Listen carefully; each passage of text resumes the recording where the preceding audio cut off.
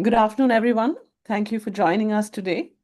We're extremely pleased that we have with us today Dr. Lubna Samad, coming to us all the way from Karachi, Pakistan. Lubna did her undergraduate studies in Aga Khan University in Pakistan and later her residency at the UK.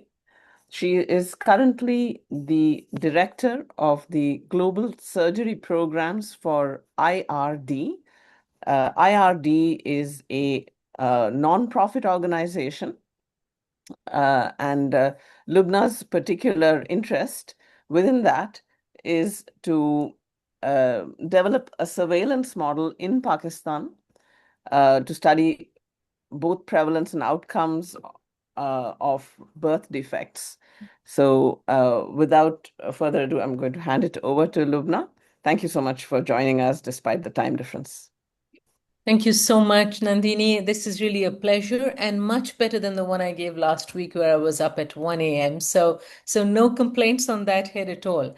And again, I'm so grateful to be given this opportunity to talk to your audience here. And I understand this is also being recorded. So again, I hope that there is a wider audience available who might be interested in what we're going to talk about today. So I'm going to share slides and the way we have agreed to run this is um, for me to talk. And if there are any questions popping up, or if there is anything burning that you want to stop me and ask your questions in between, you're very welcome to do so. But otherwise, we have an hour. We're going to try and maybe keep about half or for half hour to 40 minutes for the talk, and then let's see where the questions and answers go. So I'll be talking about newborn surveillance for birth defects. It will be anchored on my experience in Pakistan over the past couple of years. But the key question that we're going to try and answer is that does screening for birth defects translate into any impact on survival? So that's what I'll be talking about. IRD is a health innovation and service delivery organization that started in Pakistan over 22 years ago. And over the years, we've worked in over 16 to 17 countries, provided technical assistance for a wide variety of programmatic work, and are currently headquartered in Singapore with our work mainly focused in Bangladesh, Pakistan, and South Africa. Um, so our work was only possible through the collaboration with some amazing partners from NTNU. We had Professor Bolkan, Jennifer Infanti, Dr. Mahandale from the University of Edinburgh, and again, Professor Tileksar from the University of Bergen. Nobajit Roy is in New Delhi, India, and from the Aga Khan University, we had three amazing colleagues who provided support to the program. So a big thank you to everyone who has partnered with us, and also to our own IRD team, which had a lot of doctors, some epidemiologists, some field supervisors, and amazing energy brought in by our younger doctors who helped anchor the program. But most importantly, this amazing team of field workers who we recruited, trained, and who really were the life and soul of the project. These young women were the frontline screeners, and our data and our work is only as good as their frontline work has allowed it to be. So what I'll be doing is talking about newborn screening for external congenital anomalies that we conducted at selected facilities in Pakistan. I'll be doing a couple of deeper dives to answer some of the questions that arose during the course of this work. And then we'll be focusing a little more on did the screen newborns, were they able to achieve access for the care that they needed? And then where are we planning to take this from here? So that's what we're looking at, newborn screening for external congenital anomalies at selected facilities in Pakistan. And this project was to a large extent funded through by Smile Train, and we really appreciate their investment in this work. So globally, over 8 million babies are born every year with a congenital anomaly. Now, a significant number of neonates die worldwide because of these anomalies. And these are the deaths that are recorded that we know about. And we'll come to that in a little bit down the road. Now, 94% of the anomalies and almost all the associated deaths occur in low and middle income countries. Now, the reason for this is not only are there more environmental causes that are relevant in our part of the world, it also has something to do with the absence of antenatal screening and our inability to provide terminations for those anomalies that are incompatible with life. And therefore, for this, there is consanguinity is a bigger issue. So multiple reasons have led to a lot of these anomalies manifesting in LMICs, which paradoxically have the poorest health systems. And therefore, these anomalies are a disproportionate burden on our health systems. Also, keep in mind a very sad fact. Those newborns with major anomalies that do survive or are given the care they need in the neonatal period often require multiple procedures, care, and many of them may need to live with some degree of disabilities. And our society and healthcare systems are just not able to deal with that with those consequences. And that is a stark reality that we face every day amongst the survivors as well. We also know that newborn screening is routinely performed in high-income countries as a routine part of the maternal and neonatal health package, but it is not common at all in low-resource settings. And this becomes all the more important because we know that early screening and management is the best way of preventing deaths, mitigating disabilities, so that you can provide maximum benefit. So we'll first talk about this newborn surveillance study where we developed a contextualized curriculum for newborn screening for health workers. We'll talk a little bit about the curriculum. And then we trained the health workers using this curriculum. And we then went on to establish a screening system. We focused on external anomalies. And I'll just go a little bit into that. And then also, once we were able to identify newborns with anomalies, we then went on to refer them for the care. We counseled them and advised them on what they needed to do next. So going back to the third point about focusing on external anomalies, broadly, congenital anomalies can be divided into three groups. Those that are visible, so we are able to see them as a baby is born. A common example is cleft lip and palate, or an imperforate anus, or a myelomeningocele. These are obvious manifestations of external birth defects. The second group are those structural defects that may require a diagnostic tool to screen for. And again, the best example for that would be a critical congenital heart disease, where unless you perform pulse oximetry on the newborn and then were to do echoes, etc., you wouldn't be able to determine that this baby has a heart defect. Hearing impairment or congenital hearing impairment is another situation where you need bedside tympanometry and other tests to follow up to screen for anomalies.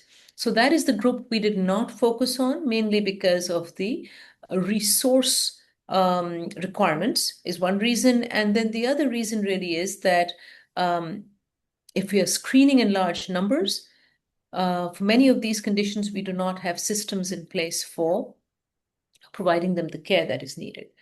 And it is also very, very important to note that screening must be partnered with care. Otherwise, screening for academic purposes is probably not the best way to invest our resources and time. And then lastly, there are the group of metabolic birth defects that can be diagnosed through testing, usually blood testing like congenital hypothyroidism, which is a good example, or sickle cell. So we focused on external anomalies because they are easy to pick up. They're not resource intensive, and they can be done with almost no tools at all. And therefore, many countries, including India, have used that as a starting point for anomaly screening.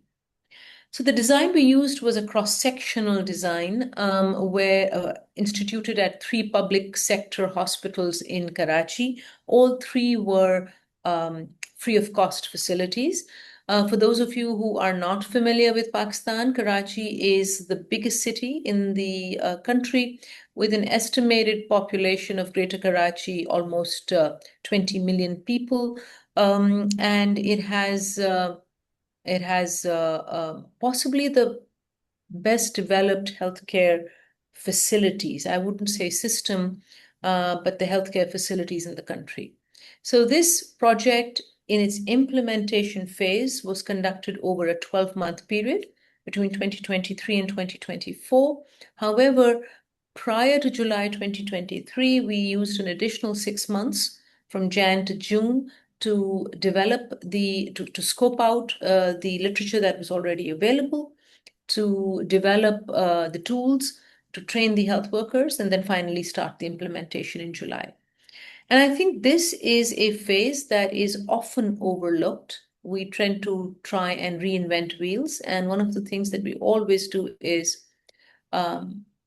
scope out what has already been done, what are the lessons that were learned, what should we not be doing, what are the gaps that need to be addressed. And this is really a critically important part of any programs that we implement. And then the screeners, as I showed you in the photograph, were 13 trained lay health workers. They were members of the community. They had no medical, clinical, nursing, ancillary training at all. And they were stationed just outside the labor rooms and the operating rooms at these 3 facilities. So again, continuing on to methods, we created a learner-centered curriculum, and really Dr. Shazia Junejo, who is a medical educationist who's really used a lot of this material to complete her master's thesis in health education, one of the few people who is focusing on health worker training as part of her medical education background work. She really led the development of this curriculum and trained the health workers in collaboration with Dr. Mahvish Fatma, again, a member of our team. They developed a screening protocol, which was broadly based on the World Health Organization's newborn surveillance protocol, adapted to local needs. Data was captured electronically after the initial couple of months of testing using paper forms. We went into a REDCap data capture approach. The data was reviewed daily by the program team, and there were specialists and doctors who were validating and reviewing the anomalies that were photographed. And then we did a follow-up call on day 29 to record late anomalies and to document outcomes at the end of the neonatal period. So in order for this program to succeed, the linchpin here was that can lay health workers effectively screen for anomalies? Unfortunately, we have been working on that answer for some time now. When we implemented an infant male circumcision program in Pakistan almost 10, 15 years ago, and 10 years ago, and we used lay health workers in this program to enroll the newborns coming in for circumcision and for examining them for external anomalies, specifically in the genital areas, which may be a contraindication for circumcision. And we realized that, and we've written this up, that they were very good at screening. And we always tend to focus more on the false positives because this is a safety net approach. It's better to have a wider screening net than to miss out.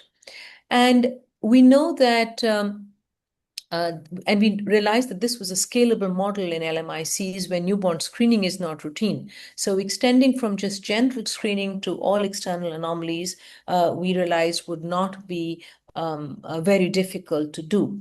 And this allowed us to really think about expanding this program. So this is the training over here in a classroom model. one of the team actually brought in their baby to help us with live examination on the last day. Otherwise, we were using regular dolls purchased from the market because there were no mannequins available specifically for this purpose. And then we followed that up a 2-week training with on-site training in which we familiarized the health workers with the hospital settings, understood the dynamics, and there was a concept of supportive supervision, retraining wherever we felt that the health workers were running into problems. And this phase kind of continued towards for about 3 months, after which we said, okay, time to cut the umbilical cord and let them do this on its own. And that also had certain pros and cons, and we'll come back to that in a little bit.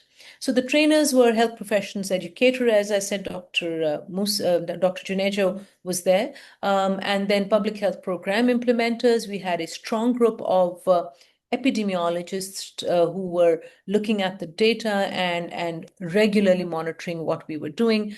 So we would meet every week to see what were the patterns and trends coming in from the field. A pediatric surgeon and a psychologist was involved in the training, in which we actually told the health workers how to handle what can be a very difficult situation to let someone know that their baby has a major anomaly, and that's a bit of a shock for any new parent.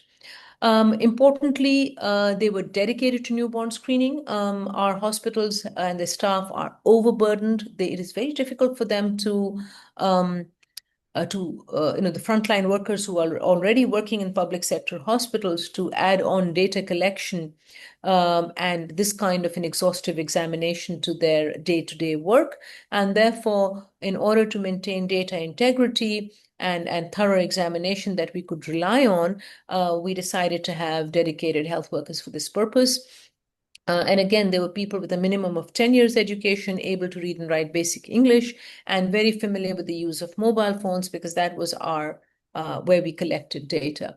And all of them were paid during the training. There was a stipend given after that, competitive salaries, and because they were working out of hours to maintain a 24/7 surveillance towards the second half of the surveillance period, we made sure we were paying overtime to them as well. And these things matter because health workers should not be expected to work for free. I don't believe it's a realistic expectation.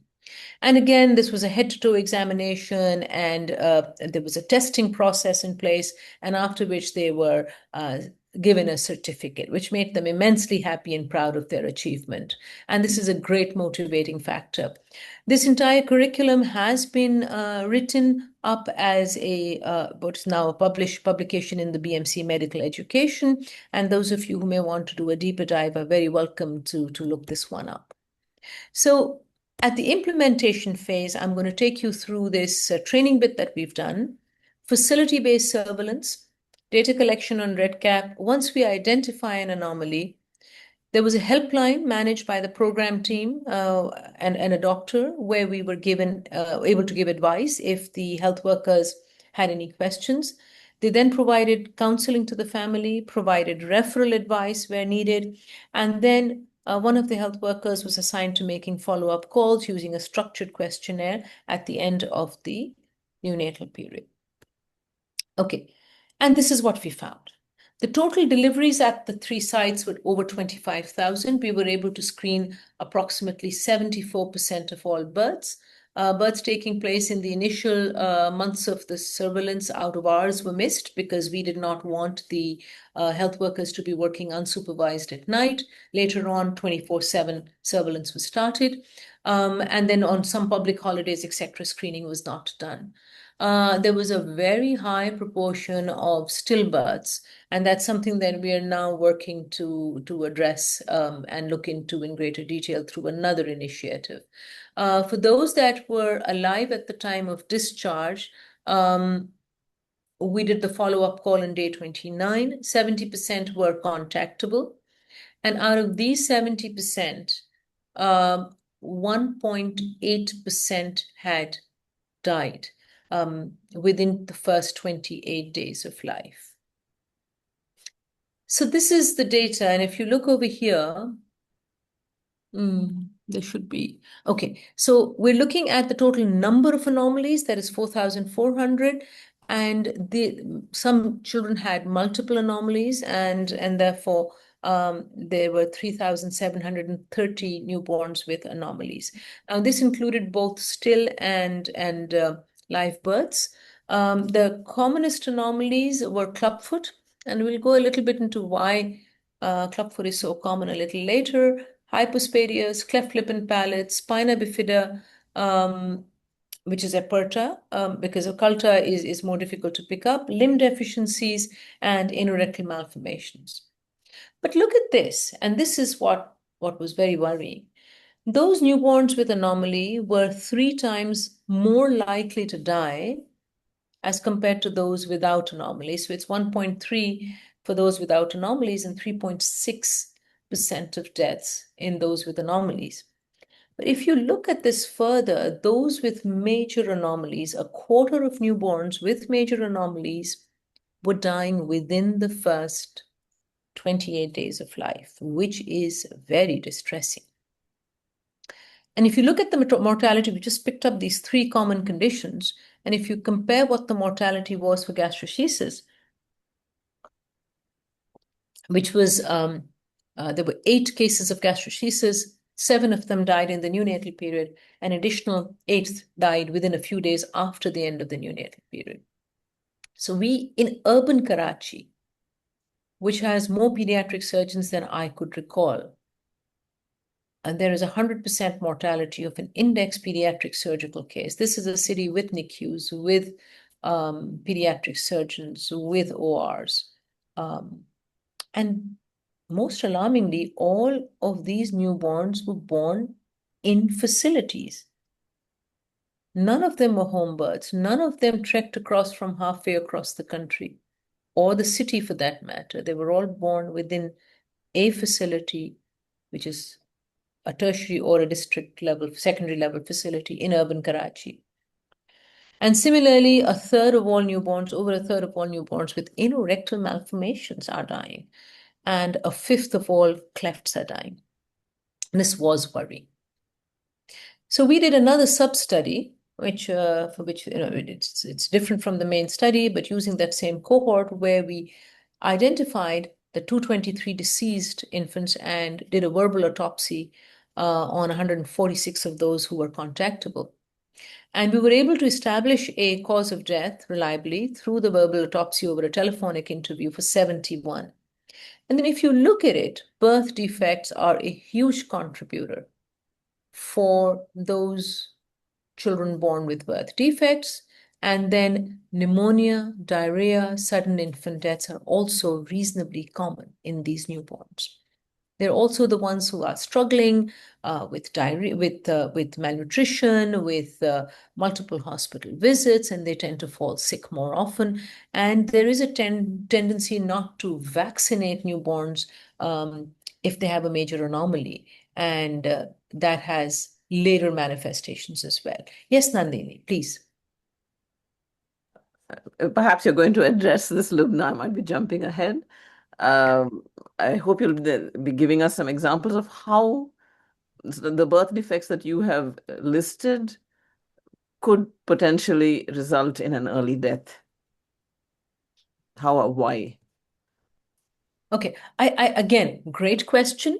I think part of that question will be answered when we do a deeper dive into the cleft population. And that's a great example, and we'll go into that. But I'm going to hold that question of why are they dying? Because to be honest, at this point, we didn't know the answer to that. And that's what we started to find out. So our key learning was that a health worker-led model is feasible. And prevalence data, for the first time, we got reliable prevalence data that had a known denominator, and that is very important. I wouldn't call it population data because it was restricted to one city facility births, but this is the first time we had any benchmark of any sort for Pakistan for external anomalies, and then this higher neonatal mortality that was worrying. So it is clear that screening is not translating into. So answer the first question, no, it is not translating into survival. And why was the mortality so high? So I'm going to answer that question probably better in the second example. But for the first example, I want to focus a little bit about the importance of an iterative process of reviewing, refining, retraining that we followed over here. Now, this is what the figures of the clubfoot screening look like. And if you can see, these early months, especially the first 3 months, is when that supportive supervision and review and feedback loop was very active. And after that, that feedback loop was removed, and there was this massive surge. And we realized that the health workers were scared of missing out. So anything that didn't look quite right, they'd label as clubfoot. And it's not easy. A baby who's a couple of hours old, half an hour old, and you're trying to examine their feet, it's very easy to get confused with a scrunched up little foot. So they were diagnosing all of these or screening all of these as clubfoot positive. And, and that probably was why in the phase 1, where we were doing specialist review, feedback loops, this was a low, under 1%. And then it goes massively high in the second phase. And then we basically took them through a retraining. We asked one of the specialists to make a video for us where they actually demoed the positional clubfoot and then back to baseline at the end. So if we had not been actively looking at the data and trying to go back and retrain, we would have missed this out and we would have overburdened the health system with a lot of unnecessary referrals and obviously worry and inconvenience the parents as well. The second bit might answer your question, Nandini. And again, I'm keeping an eye out. There are no other questions in the chat. Those of you who joined late, please feel free to pop your questions in the chat. And if it's really burning, put up a hand or unmute and give a shout out. It depends on the urgency of your question entirely. So the cleft bit worried us. And the reason it worried us is that these newborns were not only is this urban Karachi, resources, etc., but groups like Smile Train and OpSmile are incentivizing surgeons to operate and look after these babies, but they were not surviving. So what was going on? And this is where so we did a longitudinal cohort study, 45 newborns with clubfoot in the entire cohort. One of them was a stillbirth, obviously. So in the live births, we had 44. And that translates into a prevalence of 1 in 407 live births, which is almost twice, bordering on twice that of prior reported prevalence. But what's important is look at these 9 neonatal deaths. And then another 9. So we're really losing 20, let's miss the stillbirth, 19 out of the 44. Which is a 47%, I think we calculated, mortality within the course of a year. And those that were dying were because of pneumonia and other multiple major anomalies that may be a contributor. And out of the survivors, the 18 had undergone surgery. So those that actually pitch up and receive the care from cleft surgeons are a very small proportion of the overall cleft kids at birth. So we wanted to find out what was going on. So we did the study, which was a mixed method study, and we found that infants with cleft lip and palate have very high rates of malnutrition, and they have significant barriers to care. They were telling us stuff like, we couldn't afford the tape that the surgeon wrote to model the lip. We couldn't afford the special teats. So we were trying to feed, they say cup and spoon, the baby kept aspirating. Aspiration pneumonia, and they died. Now, while surgery may be free, a lot of the Smile Train centers in Karachi are within private sector facilities. So while the cleft surgery is free, the need for NICU, neonatal intensive care for aspiration pneumonia, came at a cost, and they couldn't afford that. And there is a shortage of NICU beds, so they couldn't get the care they needed. And they would be calling up Shazia and Mahvish, and they were in tears. It was extremely distressing for our team. And we would try and facilitate on a personal basis, but this was a health system failure rather than an individual failure. And we also realized one of the issues is, and I don't want to put down groups that are doing amazing work for cleft, but it is a stark realization that the surgical care of cleft is incentivized, which bypasses all of these pre-surgery deaths. Because if anybody comes up to a surgeon and says, my baby has a cleft, they'll say, okay, once she's X kg, bring them in and I'm going to operate. They're really not incentivized or equipped to handle the nutrition side, the psychosocial support, and all the other issues that are real challenges for these families. So I'm sure this varies from condition to condition, but there are variations along the same themes. And then let's have a quick look at spina bifida spectrum disorders. And the reason why I've chosen this deeper dive is because whatever we chose to screen was impacting clinical practice in real time.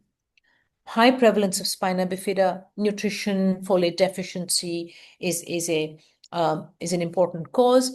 And I think Dr. Fariha, who helped look at this data, is on the call here. She and Dr. Shahzad Shamim from the Aga Khan University were helping us look at the data. He's a neurosurgeon, and we realized that this is very high. Whereas there are global burden of disease reports that are saying, oh, there's a diminishing prevalence of NTDs, except they're just there, then nobody's reporting them. Very high mortality. Almost a third of all spina bifida are dying within the neonatal period. Identifying spina bifida occulta is challenging, and we have no guidelines of what do we do with the dermal sinus, what do we do with the sacral pit, what do we do with the tuft of hair, and what do we do if a child is born with a myelomeningocele? Is it open, is it closed? Do we cover it, do we refer the baby? So when we talked to Professor Shamim, he said that, you know what, there aren't these guidelines. So he went ahead and developed a consensus-based screening and referral guideline, Delphi technique, in which 26 neurosurgeons across Pakistan were approached, who responded, and they asked them, how would you manage these patients? And then entire context-specific guidelines were developed, aligned with international recommendations, which are now being propagated by the Society of Neurosurgeons of Pakistan as the standard management protocols across the country. And I think this is so important because we identified a problem and in hand we were able to address some of the management questions that we had. And then finally, quick peep for time. It's 9:34. I think I'm good for another 10 minutes or so, and no questions here so far. So we did the study, what is happening to the access for healthcare for infants with external congenital anomalies? And this was a mixed method study. We've talked most of this. There are known system gaps, but what was it not working in Karachi? So we wanted to identify what are the caregiver-reported barriers and facilitators to care access, and want to explain and contextualize these findings through a qualitative component, and we then wanted to generate integrated meta-inferences, which would help identify what the gaps are from a user viewpoint so that we could make informed recommendations. Oh, this is not conclusion, this is methods. Design was a convergent mixed methods design. Again, 106 caregivers were approached over telephone and a survey was conducted. 23 caregivers were then present for focus group discussions, which happened, and all of this happened soon after the main surveillance had ended. It was a purposive sampling because we were focusing on major anomalies. We really didn't want to waste too much time asking about that odd little extra, abnormal ear shape or a little spot on the face, which may not have been a concern for the parents. We focused on the major anomalies to see what were they doing for visible, concerning birth defects. And the participants were usually parents, sometimes a grandparent or two were in the room, and an uncle or aunt were in the room as well. So this is what the mixed method study looked like, where we had the quantitative data collection, and the qualitative data collection and then integration. I'm being very honest, this was the second mixed method study I'd done. And Jennifer at NTNU was just an absolute star who taught me as we worked, and I've really learned so much from her. I won't go into the details. This is a lot of writing, not something that you'll see in most of the slides, but I wanted to talk about the very first column. We used a structured approach. I think the quantitative person in me needed that crutch of a framework. So we used an access to care framework, which is the Penchansky and Thomas model, where an original 7 dimensions of access to care were reported way back, and then a 6th dimension was added to it. And we have accessibility. And what we realized is that there are geographic, logistical barriers. They limit timely care, especially when multiple transfers. You go to one hospital, they say, no, we can't handle the child here. You need to go somewhere else. We have only pediatricians. We don't have pediatric surgeons. We have pediatric surgeons, but they can't do this surgery. You need to go to neurosurgeons because we don't have pediatric neurosurgeons in Pakistan. So as they are shunted around, their ability to adhere to treatment diminishes. The availability of care is not as obvious as we would like it to. The initial survey said that, oh, services are available. But when we did the focus group discussions, it was clear that the required care is concentrated in a couple of centers. These are overburdened facilities, huge supply-demand mismatch. Acceptability, there was a general satisfaction. People were generally happy, but especially around the deceased infants, they felt that they were not treated well. And we believe a lot of this is the absence of end-of-life counseling. As a pediatric surgeon, nobody trained me on how to deal with a desperately grieving family with a child who they knew was going to die. And therefore, that bit is really left to how empathetic or otherwise the staff is at a given time. We then talked about affordability, and financial burden remains a big issue. Because although the care is free, a lot of times the diagnostic tests, the medicines, just the transportation costs are more than the family can bear the burden of, especially when they know that survival or deformity may be an inevitable endpoint. And then they talked about other factors that influence it, and health system inefficiencies are a very big issue. The communication was generally good, and especially at the time of end-of-life care, this is when the communication fell through well below expectations.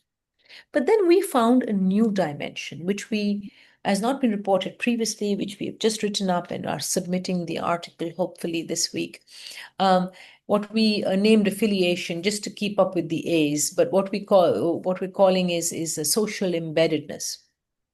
And I think this is an overlooked factor in our part of the world.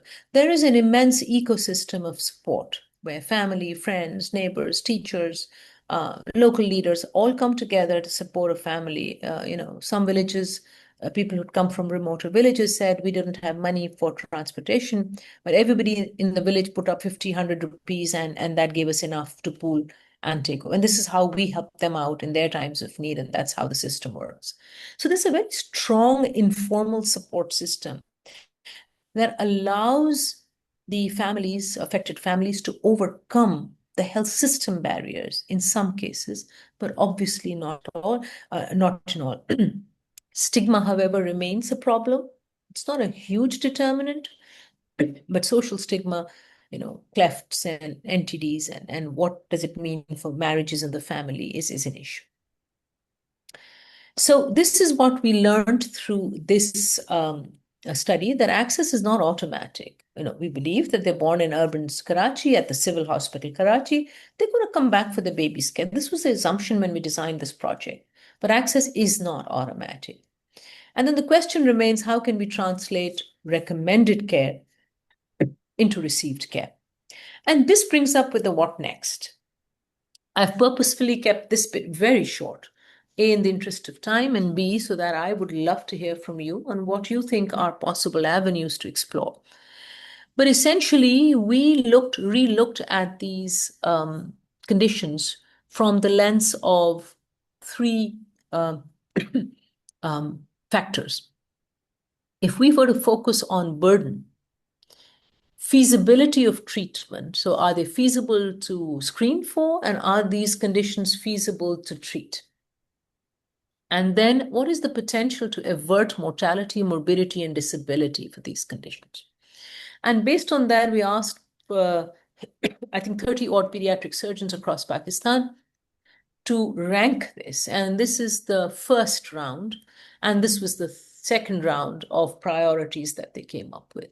Now, our plan is to pick up one at a time of these anomalies and run through care pathways for each one, map the gaps, and then work on addressing those gaps.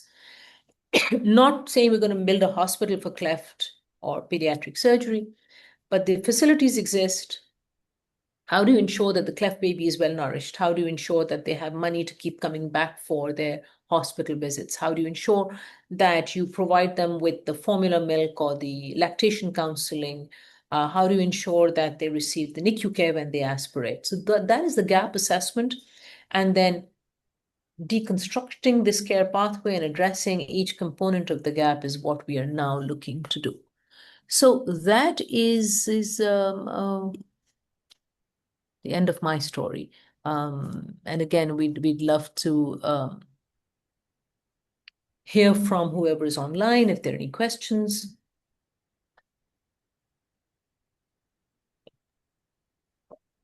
Are there any questions? Are there any questions online? Yeah, I'll take the opportunity if maybe Faz, Asi, do you have a question? I'll let you speak. Sure. Hi, Lubna. Good to see you. So great to see you. Great to hear your talk as well.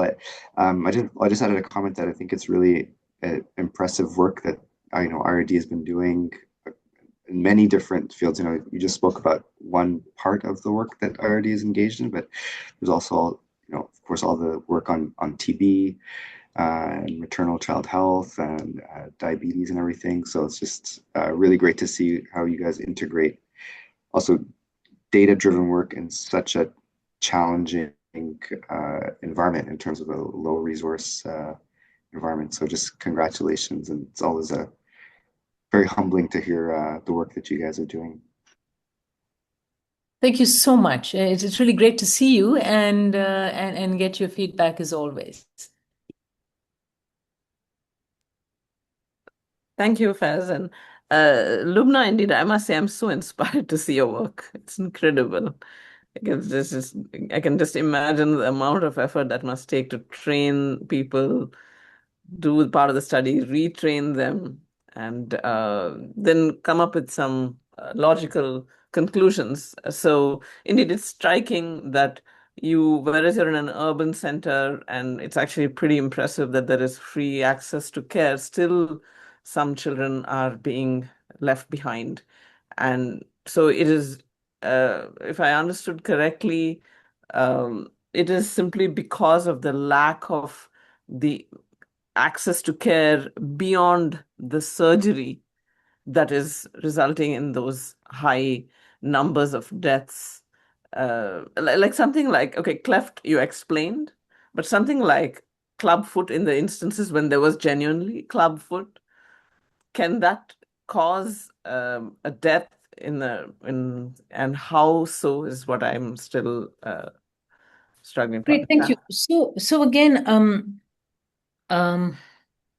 the first part of your comment, the training, I wish I could take credit for it. In all honesty, I can't. It's almost entirely Shazia and Mahvesh who have who they plan the curriculum. The one thing I've learned is if there's somebody who is good at training and designing a curriculum, the best thing I can do to help them is to stay out of the way and not give rubbish advice. So I really believe that it is the team.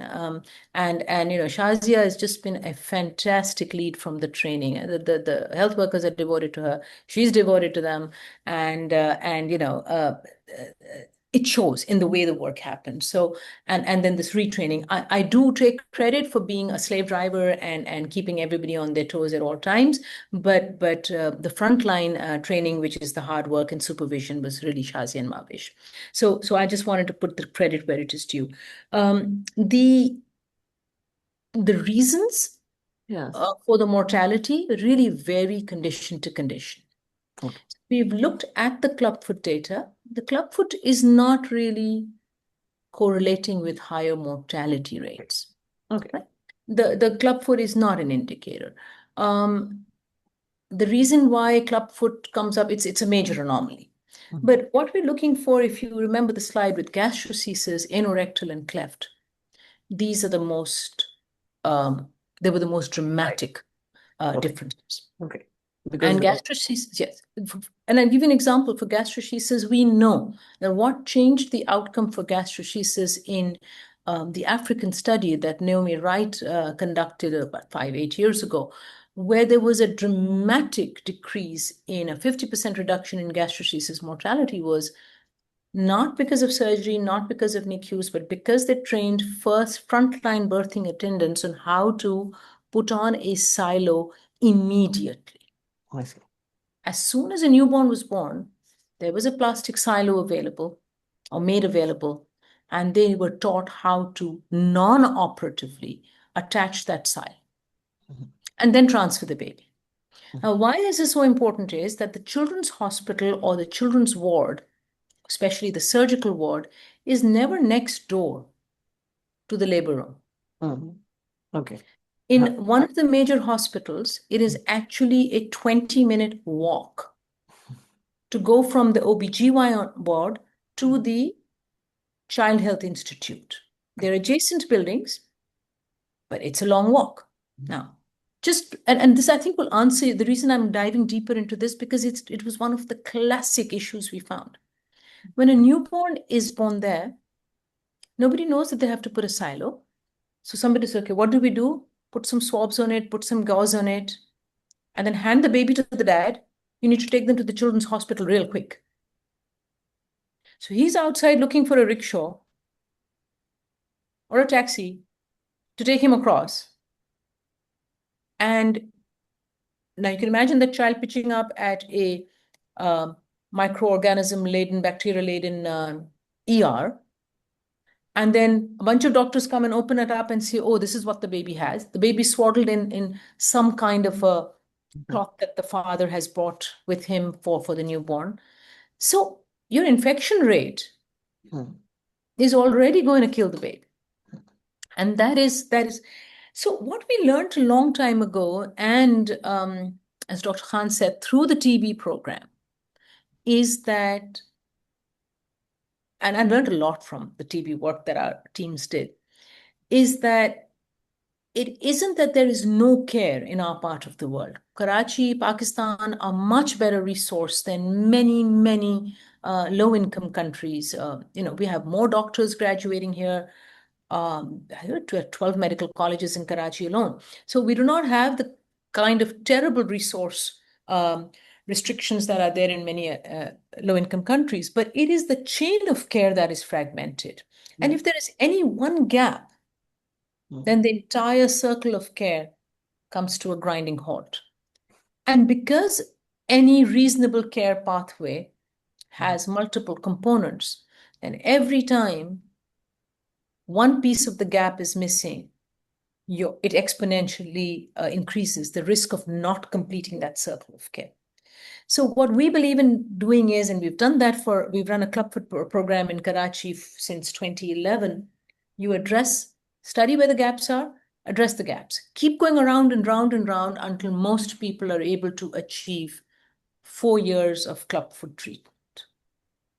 Or in the case of TB, It really isn't a rocket science exclusive to anomalies. In the case of TB, ensure that 12 months, 24 months in those days of multi-drug resistant TB treatment is completed. These are difficult challenges. But again, you assess the gap, fill in the gap in a way that is user compatible. All right. Yes. Are there any questions? We have a couple of questions in the seminar room. Lubna, this is Katya talking. Yes, Katya. I'm sorry you cannot see us. I apologize, but you will hear us. Okay.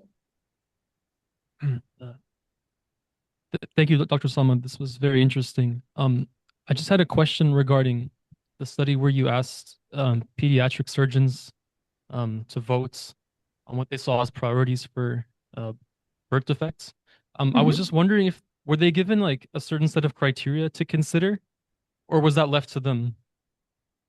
No, we used the criteria that I had listed. So I didn't dive into that, but very fortunately, in the past year, the World Health Organization's Maternal and Child Health Group ran a consultative process on newborn screening for anomalies. And we were obviously very actively involved in that. And Dr. Aisha DeCosta there led that work. And basically, they reviewed the experience from about 40 LMICs with the experiences in newborn surveillance. And they came up with these 3 criteria, both from literature and as a consensus. I think they're just launching that work this month. And the 3 criteria were burden of disease. So it has to be common enough to be a priority. And secondly is feasibility. So if you're in a city where there is absolutely no pediatric cardiac surgical unit, don't go around screening for critical cardiac heart defects, because you're going to have a lot of diagnosed kids and a lot of worried parents and no treatment. Instead, prioritize something that you do have capacity to deal with. And the third criteria was the potential to avert mortality, morbidity, and disability. So if you are going to, let us say, pick up an extra digit on newborn screening, there is really no urgency to it. Early screening is not going to decrease the chance of saving the life or preventing any major morbidity or even disability. Many people in our culture don't want the extra digit to be removed because it's a gift from God. Why remove something God has given? So, so why focus on something that is not going to be life-threatening or create consequences that are significant? When you have limited resources, you focus on those conditions where by screening early and intervening early, you can actually impact outcomes first. So you get to do the heavy lifting first and then talk about the finer points. And in our part of the world, care is not automatic. So if a baby is born with a anorectal malformation in Montreal, for example, then you know that that baby will be screened. And then after screening, ABCD will automatically fall into place. We don't have that. So we use these criteria as criteria that we talked our workshop audience through. And then we asked them to score it in 2 cycles. And that's how they came up with these 3 recommendations. There were some talks given by Dr. DeCosta and others prior to, we kind of did some talks and subject-specific talks, and then we did a deeper dive, and we had burden figures and estimates next to them, because it's not possible for everyone to know burden estimates for different conditions off the top of the head. So we had that data as kind of a fact sheet on the side, and then they came up with this on their own. I hope that answers your question. Yes, thank you, Lubna. Yes. Other question in the conference room? Yes, thank you very much for the nice presentation. You have already answered part of the question, but my question was that I'm trying to place where the actual problem between the screening, diagnosis, and the referral and treatment. And my question is, were you able to document in between time to see what factor would have contributed to these deaths. Thank you. Thank you. Yeah, so I get your question. Now, do I have that answer for every condition? No, we don't. But we do have the answer through more of the focus sub-studies that we did. And the one that we did now on cleft answers some of the questions that we just did a deeper dive into. The broader access study also talked about it as a general group. But what we do know is that the care pathway gaps for neural tube defects will be different from those for clubfoot, which will be different from those for gastroschisis. So essentially, they are health system issues, but the solutions often need to be contextualized to that particular condition. So again, there isn't one answer to your question. What are the gaps? The gaps vary from family to family. They vary from condition to condition. But we do know through that access study that I touched upon that there are issues with affordability, with accessibility, with just the transportation is a huge issue. So all of these factors do come into play. Again, the reasons will be different for somebody who's coming from a village 200 miles away as opposed to around the corner. And also we know that the people who did come for the focus group discussions are the ones who were more active. There was a natural bias there. So while I can't answer your question, I think it's a very valid question that we are trying to address or answer piecemeal. Thank you, Lubna. Do we have any other questions? I have a quick question, Lubna. We've already had the opportunity to discuss the integration of lay health workers, and you know my excitement about the topic. I was just wondering if you don't mind giving sharing a few more details on how their role was presented to the patients. Were the patients informed of their role prior to delivery or as the delivery was unfolding? I'm just curious about the logistics of that. Okay, so we, just to go back a step, there was stakeholder engagement. We met with the heads of the institutions and the wards. We had written permission. We were required to provide IRB documentation and organizational IRBs in 2 of the 3 institutions. And we did all of that. So we had at the top level, we had stakeholder buy-in. At the ward level and the staff level, we had stakeholder buy-in. After that, we really didn't approach the patient prior to delivery, and that is the reason is it's all a bit erratic and where they're coming from, they're multiple wards. So we made the meeting point right outside the labor room and the operating room, which are often adjacent to each other, so that every baby born, their family could be approached. So usually they were approached straight after birth. And the health workers would approach them, ask their permission, explain who they were, explain that they were not part of the hospital's regular staff, they were doing the study, and would they give permission. And if you look in the flow chart, there was I think there were 5 refusals in the entire study. And then once they'd explained the role, that's when they took the baby to the side where there was an examination couch and a desk, examined the baby top to toe, and then gave their advice. Great. Thank you so much. I know that Nandini also had an additional question online. I don't want to keep you long if you need to halt, but I just put in. Well, yes, we believe it could be the beginning of a policy change, right? But we've already started using this data to get our pediatric surgeons to think beyond the OR. And that is important. We actually presented this at the Kyoto 2025 conference for the cleft conference. And at the end of that conference, in fact, the health worker curriculum won the award, the Circle of Care award at that. And Smile Train has come back to us to see if we can work with them to improve the year 1 of life outcomes for newborns, those who are preoperative, as well as how they present for surgery, because Pakistan is one of the countries which had the worst operative outcomes. More wound breakdown, more mortalities, because the kids were not, you have a nice little plump baby coming in, the chances of getting a good repair are far higher.